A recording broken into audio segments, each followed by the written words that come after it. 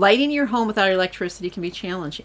Oil lamps are the primary source of light for our home, but what do you do when you need to supplement that lighting because maybe the kerosene is too expensive at the time, or you're just going through so much, especially in the winter months when it's dark? Well, this is what I'm going to share with you in this video of how we supplement our kerosene in our evening light and morning light when we do not have electricity.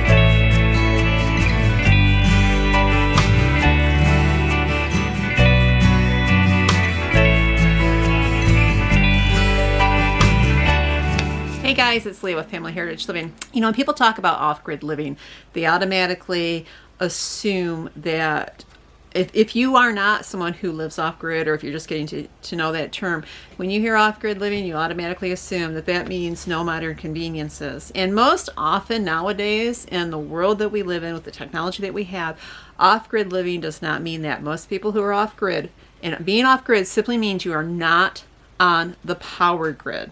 Okay, it doesn't mean you don't have electricity. It doesn't mean you don't have modern conveniences, but it means you are not getting your source of power from the power grid, the electric company,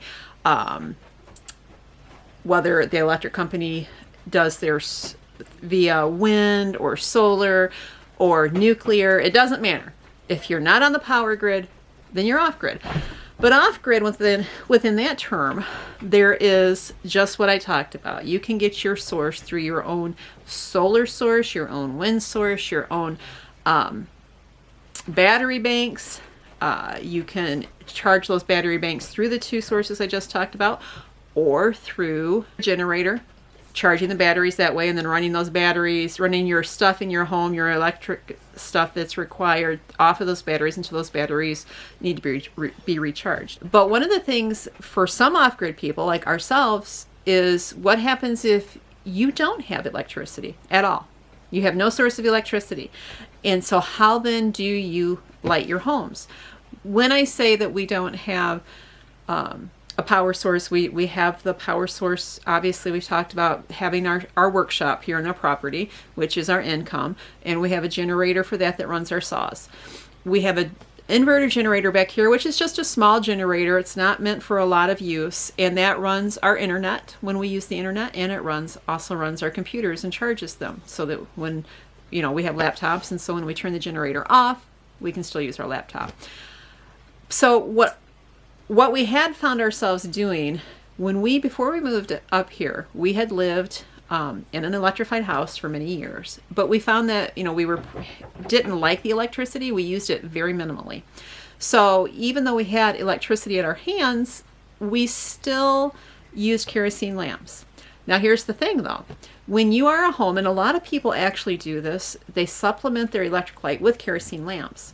But so when you're a home with electricity, if your kerosene runs low, or if you need additional lighting, extra light is just a flip of the switch. Not a big deal, right? And then when you replenish your kerosene, or when you don't need that extra lighting, it goes off and you go back to the kerosene resource. Kerosene lighting versus electric lighting, it creates a different mood, a different mind frame. It's a soothing light, where I find electric lights, and I always have, they make me agitated. They make me stressed. They don't let me calm down. They don't give me a peaceful feeling. And Ron is the same way, and so are our children. There's something about that soft yellow glow of the kerosene lamp or of a candle lamp that is soothing and regenerating. But kerosene lighting is not always adequate for the things that you need. Okay, there are times that you need more direct, brighter light. Now, a lot of things keep in mind too with kerosene light, that the lamp placement is important. if you don't have good lamp placement, you're not going to have good light. Okay, so even if your lamps are really bright and you got a lot going on, if you're trying to read and you're not there by the light, if you're not under the light, then it's difficult to read. And we have found that, we have supplemented these things when we don't have the kerosene lamps positioned correctly, or maybe it's not opportune. Maybe it's not opportune for a good spot for us to put the lamp to read.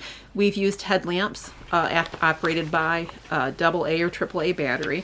We have used just a regular flashlight. One thing that we have started to use that we found, because we have found, especially in the winter, we burn more kerosene. Now, we only burn kerosene in the dark. Okay, so that means the early morning hours, and as the time approaches for dusk, we turn the lights, or we light the lamps. We light the lamps, and then we keep them going until we go to bed. Now, we may find that when the evening is younger and all of us are awake and there's more activity in the house, we have many more lamps lit, to when the children go to bed and Ron goes to bed, and maybe I'm just doing some writing or a little bit of internet work, then I will blow out the lamps to help conserve the kerosene, and maybe just have 2 or even 1 going, just absolutely minimal of what I need. Then there are times where we're frivolous. Okay, we light every lamp in the house because maybe we're doing something, or we just need that mood pickup where we're not ready to tone down the activity. There might be things we have to accomplish, or maybe there's a little bit of work that needs detail work that needs to be done, that we need extra lighting. We find that lamps placed strategically create plenty of light for us. One thing though is true: kerosene is expensive, especially good kerosene. Down south, we could go get good kerosene about half the price of what we spend up here. And that's been a bit of a shocker, because it was tit for tat for our electric bill. The equivalent, we didn't spend any more having kerosene lamps than we did having electricity. So it was a choice that was just a preference of what we made. Now up here, kerosene is twice the amount. And our electric bill down south, because we did not use electricity for almost anything, was under $50 a month.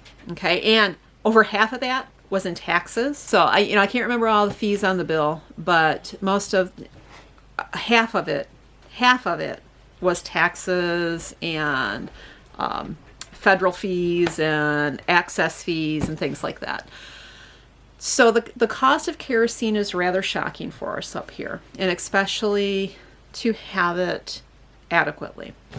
Now, when we first moved up here and we had the little generator going, we would find that at Christmas time, our first Christmas in the cabin, we went ahead and we used the regular electric lights. And because it was the holidays and we wanted the atmosphere, we would use the generator more than what we cared for, just so we could have the atmosphere of the light. And then we found that, that worked out pretty good. So we would keep a strain of light available should the kerosene get low, should we need a little extra boost and the generator was going, and we would use that. That was not what we wanted, though. I know it's hard for people to understand. How can you not want electric lights? We just don't. Okay, so even though we'll use them, it doesn't mean that it doesn't create the atmosphere that we want. So we look for ways to avoid this stuff, right? All right, we have the generator, we could use it. And it does save money when we're not burning kerosene. But we knew there had to be another way that we could do this without the electricity, and still utilize our kerosene lamps, but try to help offset the cost in the long winter months. And we have a long winter, so we have a lot of darkness, okay? What we started to do, 4 or 5 months ago, we bought, let's show you these.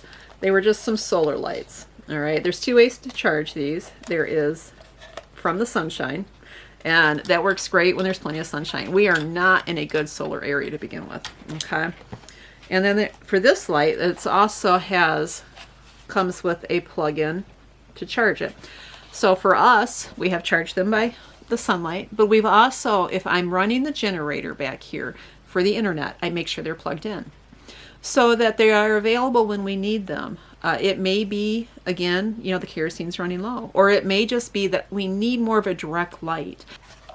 And it gives a really, there's really a bright light that illuminates any problem area you're having. I wouldn't like this for a full-time thing, but for a, you know, a supplement, for doing a job, it works really well. For here, this year was the first year we haven't used Christmas lights at Christmas because we got battery operated tree lights.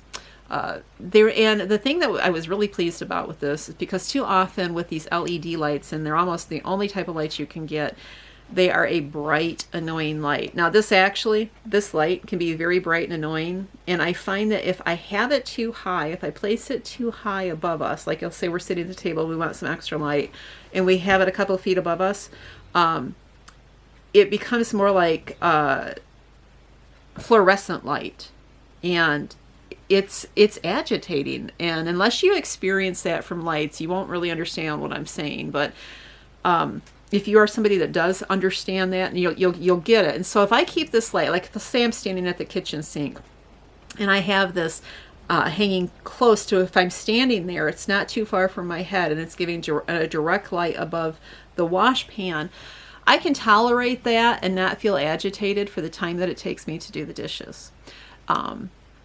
It's not nearly as peaceful as a kerosene lamp there at the sink, but it still does the job, and it saves, again, it gives me a little extra light if needed, if I'm working on something that needs a good scrubbing, and it does save on the kerosene.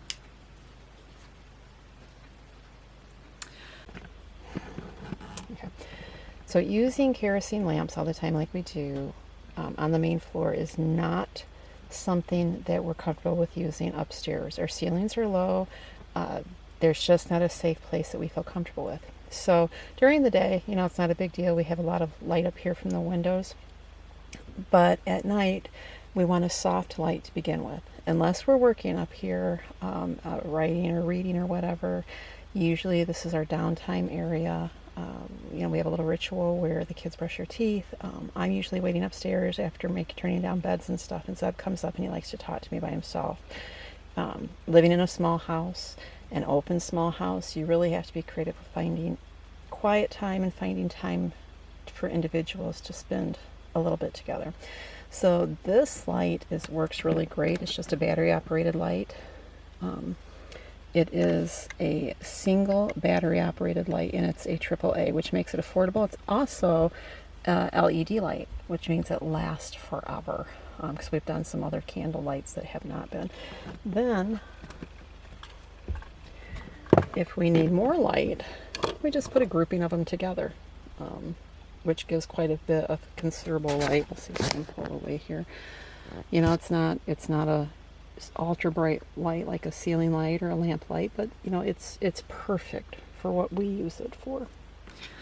So that's just a few things that we do with our off-grid light, because you do have to kind of weigh the odds. Is off-grid, for us, obviously, to bring electricity in here, which is not what we want to do, but to bring electricity in here would be too costly compared to the cost of the extra kerosene that it costs us up here. But there are things you can do to supplement, just to help your way through. And the other thing too, before electricity came through, the old adage of getting up with the chickens and going to bed when the sun sets, there was a reason for that. Our bodies were made to in a world where we have second and third shifts, our bodies really weren't made for that. There was a reason that going to bed with a natural change to the light really does make a difference. And because of the artificial light that we have, and the activity from the electricity that we have, whether it's video screens or TVs going, computers going, creating in your home that soft lighting of the environment, really, it really does make a difference. And if you're not into the off-grid lights, even getting a soft light in your electric lamp, you'd be surprised. Turning off the fluorescent lights, turning off the LED lights, getting rid of those, I don't know what they're called, the economy or not the economy, the environmental friendly light bulbs that aren't very environmentally friendly. And just getting a soft light yellow light bulb, you would be surprised at the atmosphere and how it changes, or how your mood changes into a more relaxed, positive a mood frame of mind. So, all right, well, that's all I have for you folks today.